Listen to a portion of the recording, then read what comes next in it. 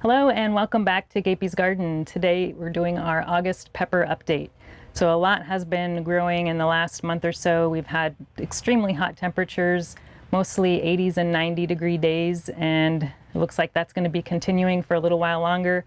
And we've had pretty much no rain in the last month, so I've been doing a lot of hand watering. We do have a few irrigation things set up around the garden, but most of the peppers are being hand watered about every other day or so. So let's take a look and see how they're doing and see what's ripe.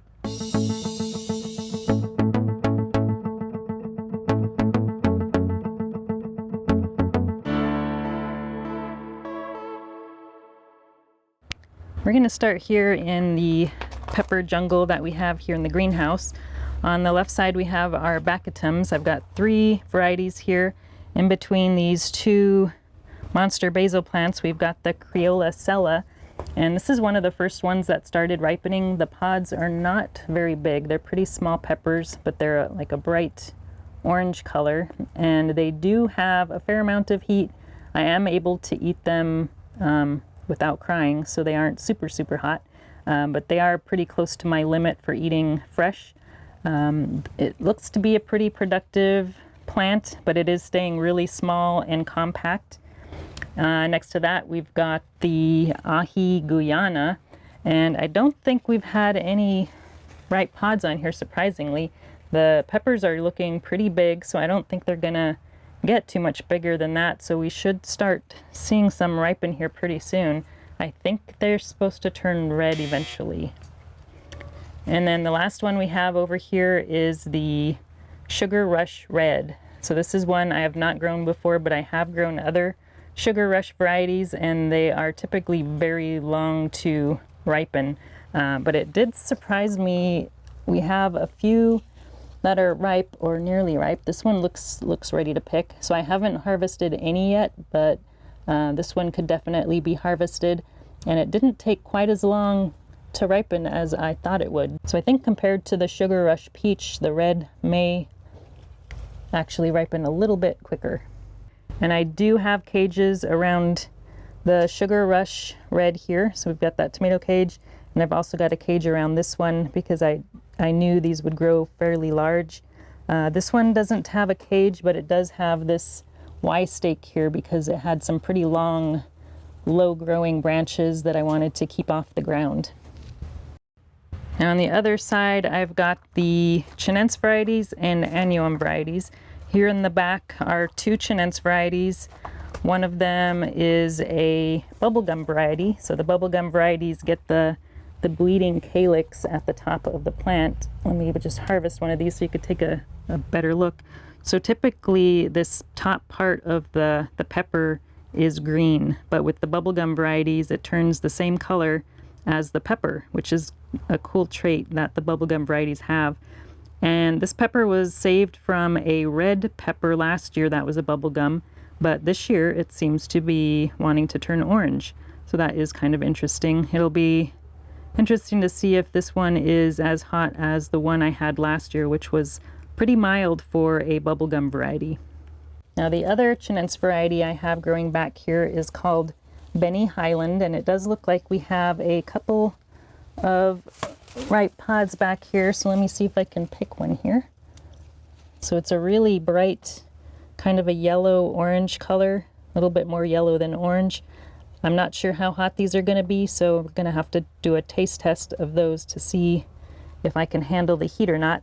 But this pepper is doing pretty well. It's got quite a few pods. It was one of the later ones to set pods, but it seems to be doing much better now. It helps that the peppers are not very large on this one. Next we have a hot wax variety called Gaby hot wax, and hot wax peppers are very popular, but for some reason I just have never grown them until this year. So we have quite a few good-sized pods on here, and we've got one that looks like it's ripe that we're just going to pick here. So I think this is the first one of these that I've harvested. So these are not a very hot variety, but I look forward to trying this one and seeing how it tastes. Now you'll notice I do have quite a few bamboo stakes holding a lot of these peppers up because I did run out of tomato cages, so I'm gonna have to buy some more of those. Hopefully they go on sale at the end of the season so that I can use them next year. But for now, we're pretty much using these bamboo stakes to support a lot of the peppers. This one here is the fushimi, and this one most people pick wild green. I notice once it turns red, it starts getting really soft. So I have been trying to harvest these just before they start ripening or just as they ripen, because that seems to be the best time to harvest those. So this is one of the longer ones, so they don't get too much bigger than that, but they're really good for stir fry. Here's one here that is just starting to ripen. So this is usually when I try to harvest them by. Now behind that we have Criolla di Cochina, and this one I do have a tomato cage around because it was really getting tall and starting to fall over. The pods on this one are pretty good size. It does look like we have one that might be almost ready to harvest. We're gonna go ahead and pick that one. So not quite ready. Looks like it's getting a little bit of mold in the bottom of the pepper for some reason. But we'll have to cut that off and just try the top part. But I think this one is a pretty mild pepper. I'm not sure how much heat they have, but it should be pretty sweet. This one is Chloe's Sweet Tangerine, and we've got a tomato cage around that one too. I grew this one last year and it was my favorite sweet pepper. It's got some really nice sized peppers and they turn a bright kind of orangish yellow color. And unfortunately we do not have any ripe ones yet, and it doesn't even look like they're starting to ripen, which is unfortunate because I was really hoping to get a lot of those. There are quite a few pods just taking a really long time to ripen this year. But this is a variety from Timothy Moultrup that is super sweet. Here we have another caged pepper. This one is the mini chocolate sweet pepper, and this is one that I'm also growing in a can, and we've had several pods that have ripened and I've already eaten several of these, mostly eating them just as a snack or as an addition to a salad, but they are really pretty tasty. Back here is a pepper that is getting pretty tall and loaded with peppers, and I probably should put some stakes around it, but I have not done so yet. But this variety is a cross from my mom. That was a cross between a bell pepper and a mushroom pepper. So I've harvested a few of these already, and they are very sweet and they have a little bit of heat. So most of the pods are a pretty good size, but this one here is a little bit smaller, but we've got quite a few. I would definitely grow this again. I think she has another variation that has red pods, but it's a really nice pepper. I'm really enjoying it so far. This one is Orange Lascia, and I do have 2 bamboo stakes supporting this one.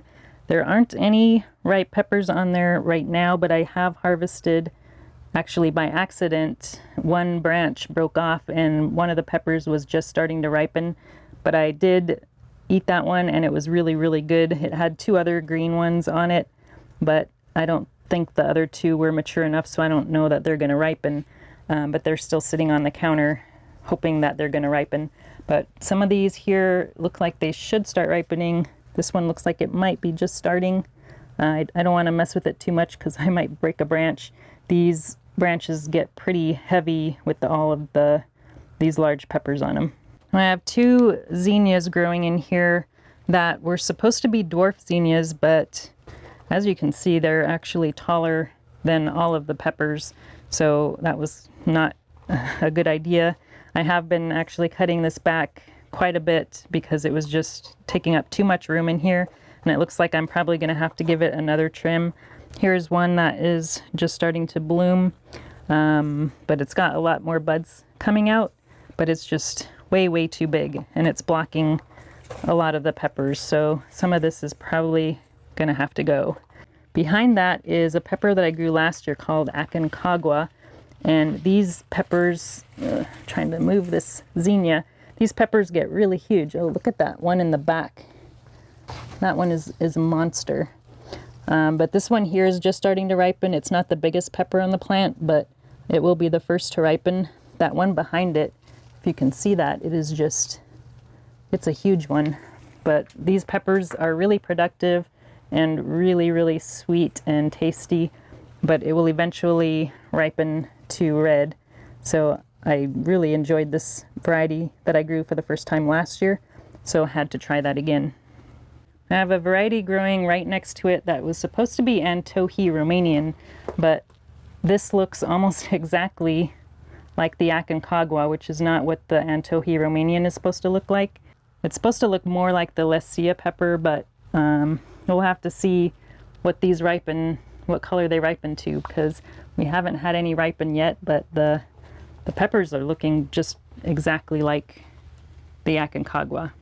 Now, one of the shorter peppers we have over here does not have any supports yet, and I'm not sure I'll need to support this one, but this is the Peter pepper.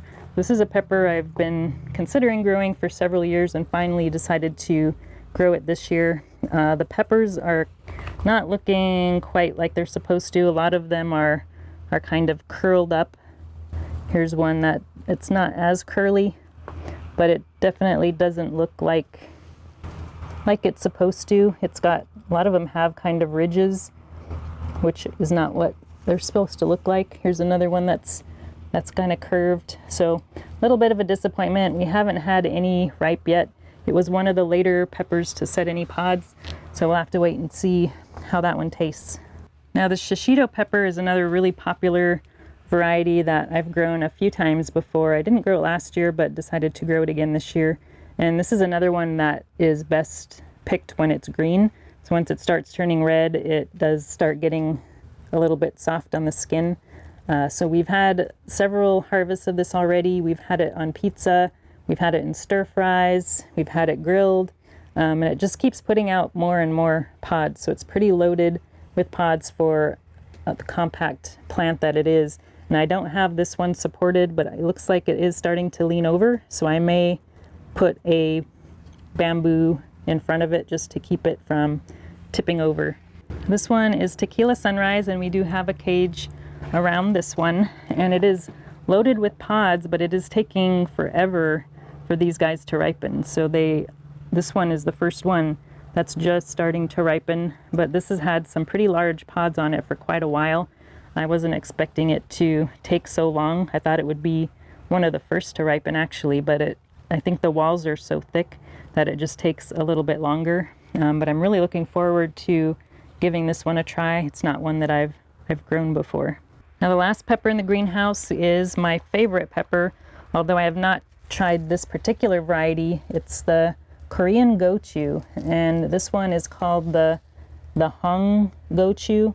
So I haven't tried this exact variety, but Korean gochus are my favorite. This one looks like it's got huge pods compared to the Korean gochus I've grown in the past, and they also seem to be taking a lot longer to ripen. So I think I've harvested one pod off of it so far, and it looks like we've got another one that is ready to harvest here. So this one is also a little bit more mild than the one that I normally grow. So that is, I think it would go really good with a powder mixed with this variety and one of the hotter ones. These are my only two container peppers that I'm growing this year. These are my Tangerine Tiger crosses. So this one is an orange variation, and we are seeing a little bit of striping. I think this one is the F3, if I'm not mistaken. But these are a little bit longer pods than I was hoping for, so I'm not sure if I'm going to save seeds from this one. And the stripes are also not as prominent as I would like either. And this one also dropped a lot of leaves. It is starting to grow back some new leaves, but I think the problem I had on the leaf dropping is I was overwatering it, because I was watering it pretty much every day in this heat because I thought it needed it, but I didn't realize these are kind of self-watering containers, so there was a pool of water at the bottom that I didn't realize was there, so I was just overwatering it, and I knew that's the case because I would lift up the container before I watered it, and it was still really heavy, so I knew it was still full of water. So I cut back on the watering, and it does seem to be doing much better since I started checking to make sure it needed water by lifting the container. And then the one next to that is the same variety, but it is a different color. So these pods are a little bit lighter colored, almost not quite yellow, but they are a lighter orange. And I think the shape and the striping is a little bit more what I was looking for. So I think I will definitely save seeds from this one. Some of those have a little kind of a point on the end, but I like the looks of these ones much better than the other ones. And this one didn't have the leaf drop issue that the other one had, even though I was watering it pretty much the same amount. In this bed back here against the back fence, we've got 2 Rocoto peppers, and these are F3 chocolate Rocotos, or brown Rocotos, and they're supposed to be a mini variety, and since they're F3s, they're pretty unstable. It's a cross of the mini olive Rocoto and a XL brown Rocoto, so they could be just about any shape or color. And these ones are very small. They're, I think, even smaller than the mini olive Rocoto, but these ones are turning red instead of brown, so that is not the desired color, but I do like the size, and the flavor is actually really, really good. Not too spicy, very, very juicy. Let me see, you can see the juice actually oozing out when I squeeze it. And the seeds inside are black. So here's what the inside of it looks like. You can see those black seeds, but it is extremely juicy. I was really surprised how juicy this pepper is. It's almost unlike, actually it is unlike any pepper that I've ever had before. Now the second one that's over here is also a mini chocolate Rocoto, but it's looking a lot different than the other one. So this one has a lot bigger peppers on it, so you can see that one there, and we've got another one here. It looks like it is just barely starting to ripen. It seems to be taking a lot longer, but it does look like it might be getting a little bit of brown coloring on there, so we'll have to wait and see, and if it continues to ripen to brown or red or what. But I'm looking forward to how this one ends up. This one is more like the shape and size of the mini olive Rocoto, so I think that's about the size and shape that is desired for this cross. Here's another one. Here we have some raised bed peppers, and this is the only one I've had to stake outside. These ones are staying pretty small, but this one here is a early jalapeno, and actually all 4 of these peppers in this row are early jalapenos, but this one is growing the biggest because this is one that I had started probably in, I think it was February or maybe early March, while these other 3 I think were probably started maybe in April, but I did not start those 3. Those came from a local friend, so I'm not sure exactly when she started, but they were considerably smaller than this one that I started here. But it's starting to get loaded with jalapenos, which is just what I was hoping for. It seemed to take a long time to start growing and start setting pods. It does look like something is definitely taken a liking to these jalapenos. It looks like the same kind of holes that I'm seeing in the greenhouse on my eggplants. So I'm not sure what is putting holes in these pods, but here's another one. If you know what makes holes like that in peppers, I would be interested to know, to see if I can try and keep that from happening. Even the leaves have some holes in them, so I'm not sure if it's the same thing that's causing the holes in the peppers too, or what.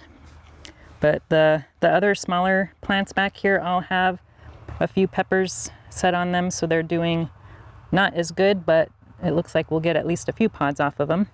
This pepper here that is super short and just loaded with pods, and then that one back there that is really tall and there's really no color on it at all. Those are both the same variety. These are Chile de Arbol. I'm not sure why this one is so much shorter and productive than this one here. This one here just recently started setting a few pods, if I can find them. There's one right there, but it's really, I don't know why, just taking a much longer time. setting pods. Now this short plant, or kind of small plant, is Craig's Grande Jalapeno, and I'm kind of disappointed with this one.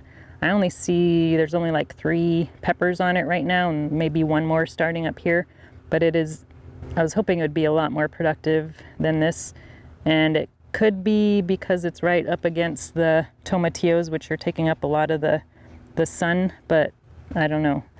I might try this one more time, but this year I'm not too happy with how it is performing.